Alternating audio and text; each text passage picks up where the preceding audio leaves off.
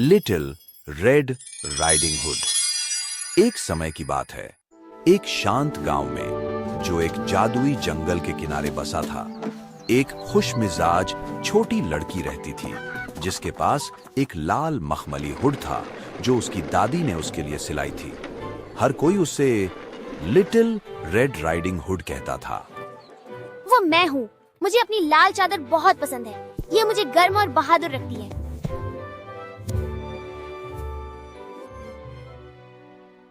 एक धूप भरी सुबह रेड की माँ ने एक टोकरी में गरम रोटी, मीठा बेरी जैम और शहद का एक जार रखा।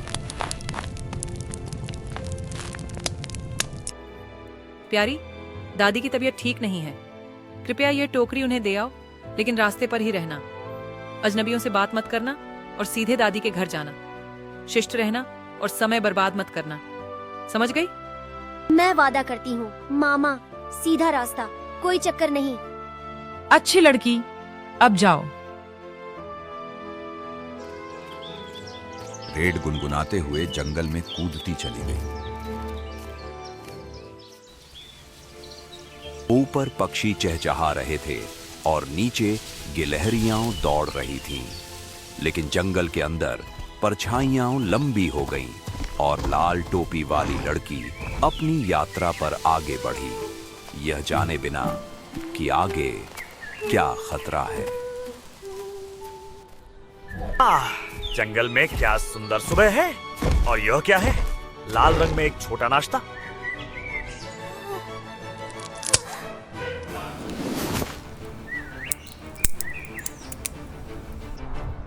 अचानक एक पेड़ के पीछे से, अरे अरे अरे अरे, यहाँ क्या है? मैं लिटिल रेड राइडिंग हुड हूँ।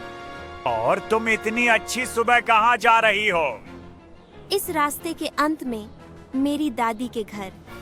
वह ठीक महसूस नहीं कर रही हैं। आप कहते हैं इस रास्ते का अंत? क्यों ना फूलों के बीच से सुंदर रास्ता लिया जाए, यह ज्यादा सुंदर है। ओह, सच में? ओह हाँ, बहुत सुंदर। सुनो, क्यों ना रास्ते में उसके लिए कुछ फूल तोड़ लो, उसे बहुत पसंद आएंगे। ओह, यह एक अच्छा विचार है।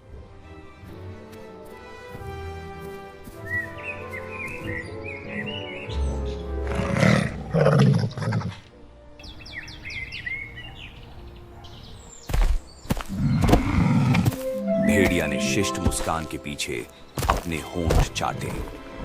जब रेड रास्ते से हटकर डेजी और ट्यूलिप चुन रही थी, भेड़िया पेड़ों के बीच से हवा से भी तेज दौड़ पड़ा।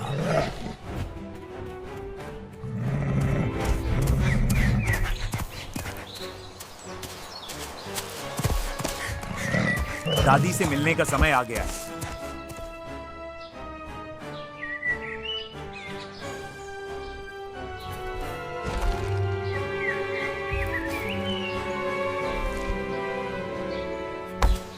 वह पहले दादी के घर पहुंचा।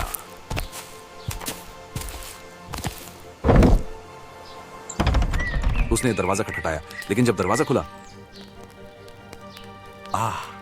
कितना आरामदायक। रेड, क्या वो तुम हो? नहीं लाल दादी, रात का खाना।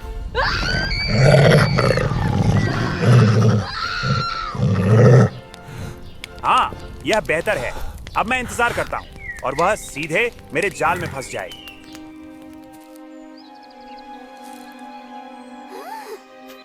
दादी,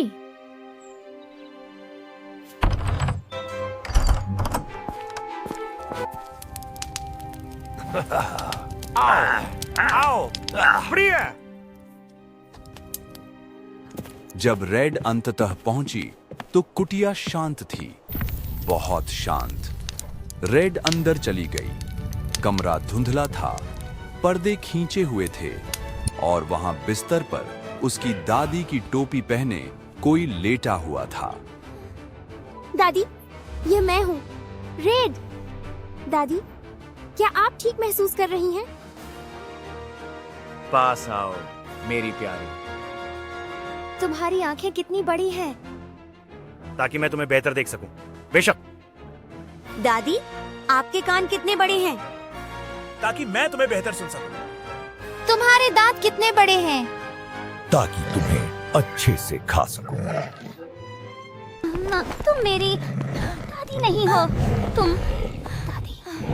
मेरी दादी नहीं हो।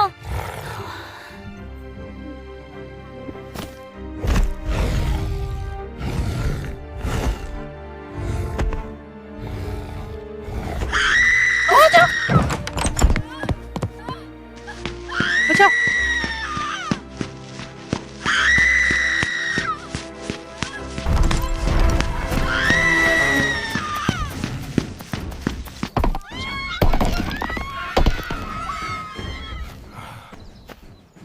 बचाओ। उसी समय जब रेड चिल्लाई, पास के एक बहादुर लकड़हारे ने उसकी मदद की पुकार सुनी और दौड़ता हुआ आया। रुको, मैं आ रहा हूं।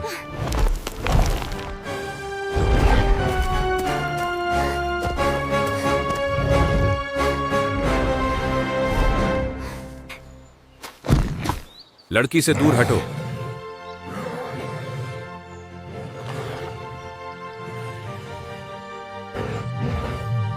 बहादुर लकड़हारे ने अपनी पूरी ताकत से भेड़िए से लड़ाई की।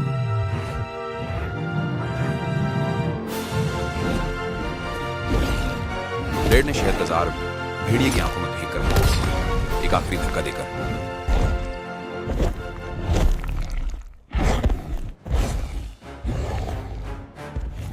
नहीं, रुको। ओ, नाक नहीं। भेड़िया लंगड़ाते हुए अंधेरे जंगल में भाग गया, फिर कभी वापस नहीं आया।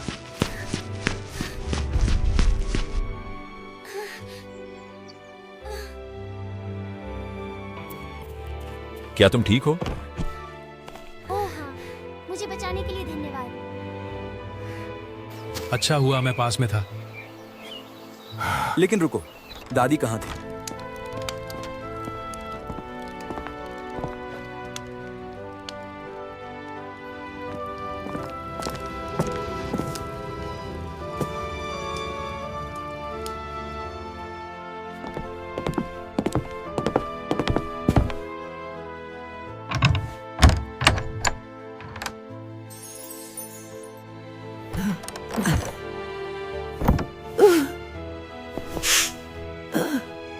दादी, आप सुरक्षित हैं।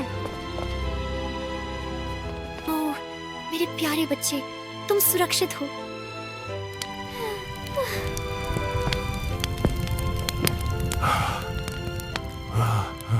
ओह, मेरे प्यारे, अब तुम सुरक्षित हो। मैं बहुत डरी हुई थी दादी। ओह, प्रिया, क्या गड़बड़ है? खैर, मुझे लगता है कि हमने यह अर्जित किया।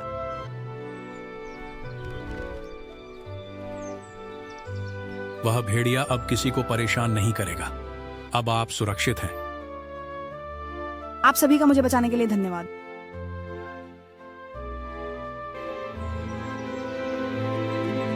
अब से मैं हमेशा सुनूंगी।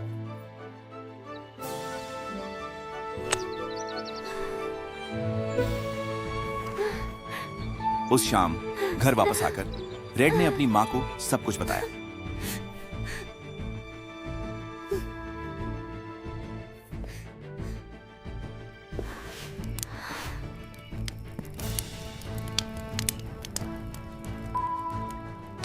और तभी मुझे एहसास हुआ, मुझे पहली बार ही सुन लेना चाहिए था।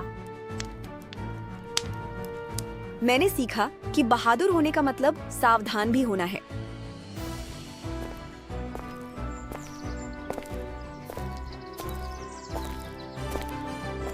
उस दिन से छोटी लाल सिर्फ अपनी लाल चोगा के लिए नहीं, बल्कि अपनी बहादुरी और चतुराई के लिए भी जानी जाने लगी।